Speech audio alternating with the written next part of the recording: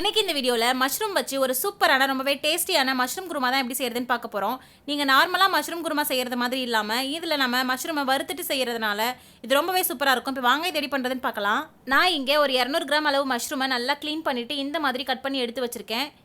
இப்போ இது கூடவே 2 சின்ன சைஸ் தக்காளியை இந்த மாதிரி பேஸ்ட்டாக அரைச்சி எடுத்து வச்சுருக்கேன். இந்த மாதிரி பேஸ்ட்டாக அரைச்சி செய்யும்போது குருமா ரொம்பவே சூப்பராக வரும். இது கூடவே 2 மீடியம் சைஸ் பெரிய வெங்காயத்தை இந்த மாதிரி பொடியாக கட் பண்ணி வச்சுருக்கேன். ஃப்ரெஷ்ஷாக கொஞ்சம் கருவேப்பிலை எடுத்து வச்சுருக்கேன்.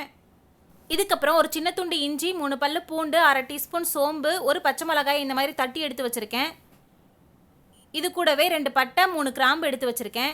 இஞ்சி பூண்டை பேஸ்ட்டாக அரைச்சி சேர்க்குறத விட இந்த மாதிரி தட்டி எடுத்து சேர்த்துக்கோங்க. குருமா ரொம்பவே சூப்பராக இருக்கும். இது கூடவே 1/4 கப்புக்கும் கொஞ்சம் கம்மியாக துருவன தேங்காய், 1/4 டீஸ்பூன் கசகசா எடுத்து வச்சுருக்கேன். இது கூடவே 3 முந்திரி பருப்பும் எடுத்து வச்சுருக்கேன். இதையெல்லாம் நம்ம அரைச்சி சேர்க்கும்போது குருமா ரொம்ப வாசனையாக ரொம்ப டேஸ்டியாக இருக்கும். இது கூடவே 1 டீஸ்பூன் மிளகாய்த்தூள் எடுத்து வச்சுருக்கேன். 1/2 டீஸ்பூன் மல்லித்தூள், 1/4 டீஸ்பூன் மஞ்சள் தூள், இந்த குருமாவுக்கு தேவையான அளவு உப்பு எடுத்து வச்சுருக்கேன். நீங்கள் உங்கள் காரத்துக்கு ஏற்ற மாதிரி மிளகாய்த்தூள் எடுத்து வச்சுக்கோங்க. இப்போ ஸ்டவ் ஆன் பண்ணி இந்த மாதிரி ஒரு கடாய் வச்சுக்கோங்க. இதில் 1 டேபிள் ஸ்பூன் ஆயில் சேர்த்துக்கோங்க. இந்த ஆயில் சூடானதுக்கப்புறமா நம்ம கட் பண்ணி வச்ச மஷ்ரூமை இதில் சேர்த்துக்கோங்க. இந்த மஷ்ரூம்லேருந்து கொஞ்சம் தண்ணி வெளிவிட்டு வரும். அந்த தண்ணியெல்லாம் வற்றிட்டு இந்த மஷ்ரூமை நல்லா நம்ம வறுத்து எடுத்துகிட்டு வந்துக்கலாம். இந்த மாதிரி வறுத்தெடுத்து நீங்கள் குருமாவில் சேர்க்கும்போது குருமா ரொம்பவே சூப்பராக இருக்கும். நீங்கள் இது வரைக்கும் மஷ்ரூம் வச்சு குருமா செய்யும்போது மஷ்ரூமை அப்படியே நீங்கள் குருமாவில் சேர்த்துருப்பீங்க. ஆனால் இந்த மாதிரி ஒரு தடவை தனியாக வறுத்தெடுத்துட்டு குருமாவில் சேர்த்து பாருங்கள், ரொம்பவே டேஸ்டியாக இருக்கும். இந்த மாதிரி நல்லா கலந்து விட்டதுக்கப்புறம் ஸ்டவ்வை லோ ஃப்ளேம்லேயே வச்சுட்டு இதை கொஞ்சம் நேரம் வேக விடுங்க. இப்போ பாருங்கள் மஷ்ரூம்லேருந்து எவ்வளோ தண்ணி வெளியே வந்திருக்குன்னு. இப்போ இந்த தண்ணி எல்லாம் ட்ரை ஆகிட்டு இந்த மஷ்ரூம் நல்லா வெந்து வரட்டும். இந்த மஷ்ரூம் குருமாவை நீங்கள் இட்லி, தோசை, பூரி, சப்பாத்தி கூட வச்சு சாப்பிடும்போது ரொம்பவே அட்டகாசமாக இருக்கும். இப்போ பாருங்கள் தண்ணி எல்லாம் வற்றிட்டு மஷ்ரூம் சூப்பராக வறுபட்டு வந்துருச்சு. இப்போ இதை நம்ம ஒரு பிளேட்டுக்கு மாற்றி வச்சுக்கலாம். இப்போ நம்ம குருமா செய்ய ஸ்டார்ட் பண்ணிடலாம். அதுக்கு ஸ்டவ் ஆன் பண்ணி இந்த மாதிரி ஒரு கடாய் வச்சுக்கோங்க. இதில் ஒரு 2 டேபிள் ஸ்பூன் ஆயில் சேர்த்துக்கோங்க. இந்த ஆயில் நல்லா சூடானதுக்கப்புறமா இதில் நம்ம எடுத்து வச்சுருந்த 2 பட்டை, 3 கிராம்பை சேர்த்துக்கோங்க. இதுக்கப்புறம் இது கூடவே நம்ம கட் பண்ணி வச்சுருந்த வெங்காயத்தையும் கருவேப்பிலையும் சேர்த்துக்கோங்க. இப்போ இந்த வெங்காயம் கொஞ்சம் கலர் மாறி வர அளவுக்கு இதை நம்ம ஸ்டவ்வை லோ ஃப்ளேமே வச்சுட்டு நல்லா வறுத்து விட்டுக்கோங்க. நீங்கள் இந்த குருமாவில் பெரிய வெங்காயத்துக்கு பதிலாக சின்ன வெங்காயம் சேர்த்து செஞ்சால் கூட இந்த குருமா ரொம்பவே சூப்பராக இருக்கும். இப்போ பாருங்கள் இந்த அளவுக்கு நல்லா வதங்கி வந்ததுக்கப்புறமா இது கூட நம்ம தட்டி வச்சுருந்த இஞ்சி, பூண்டு, சோம்பு, பச்சை மிளகாவை சேர்த்துக்கோங்க. சேர்த்துட்டு இந்த இஞ்சி, பூண்டு, சோம்பு, பச்சை மிளகாவோட பச்சை வாசனை போகிற அளவுக்கு இதை நல்லா வதக்கி விட்டுக்கோங்க. இந்த மாதிரி நல்லா வதக்கி விட்டதுக்கப்புறமா இது கூட நம்ம தக்காளி பேஸ்ட்டை சேர்த்துக்கலாம். தக்காளியை நீங்கள் கட் பண்ணிவிட்டு கூட சேர்த்துக்கலாம். ஆனால் இந்த மாதிரி பேஸ்ட்டாக அரைச்சி சேர்க்கும்போது குருமா ரொம்பவே சூப்பராக இருக்கும். கண்டிப்பாக ட்ரை பண்ணி பாருங்கள்.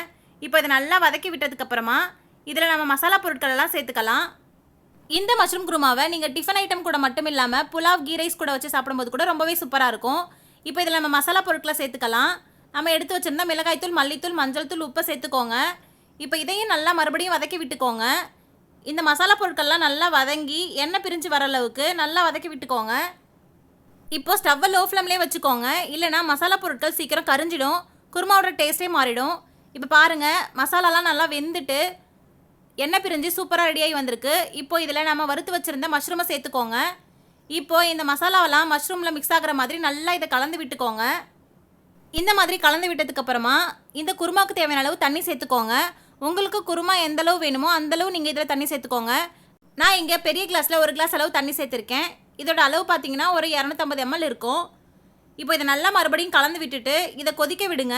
இது கொதிச்சுட்டு இருக்கட்டும். நாம் இதில் அரைச்சி சேர்க்கறதுக்காக ஒரு தேங்காய் பேஸ்ட்டை இப்போ ரெடி பண்ணிக்கலாம். அதுக்கு இந்த மாதிரி ஒரு மிக்ஸி ஜார் எடுத்து வச்சுக்கோங்க. இப்போ இதில் நம்ம எடுத்து வச்சுருந்த தேங்காய், கசகசா, முந்திரி பருப்பை சேர்த்துக்கோங்க. சேர்த்துட்டு கொஞ்சமாக தண்ணி சேர்த்து இதை பேஸ்ட்டாக அரைச்சி எடுத்துகிட்டு வந்துக்கலாம்.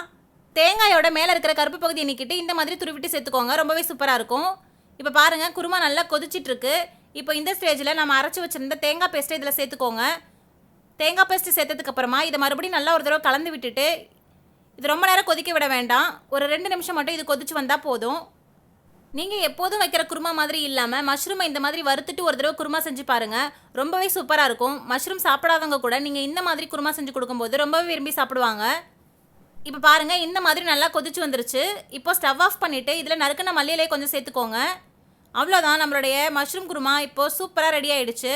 இதை கண்டிப்பாக நீங்களும் உங்கள் வீட்டில் ட்ரை பண்ணி பார்த்துட்டு எப்படி இருந்ததுன்னு மறக்காமல் கமெண்ட்டில் சொல்லுங்கள். மஷ்ரூம் நம்ம உடம்புக்கு ரொம்பவே நல்லது. அதனால் அடிக்கடி இது உணவில் சேர்த்துக்கோங்க.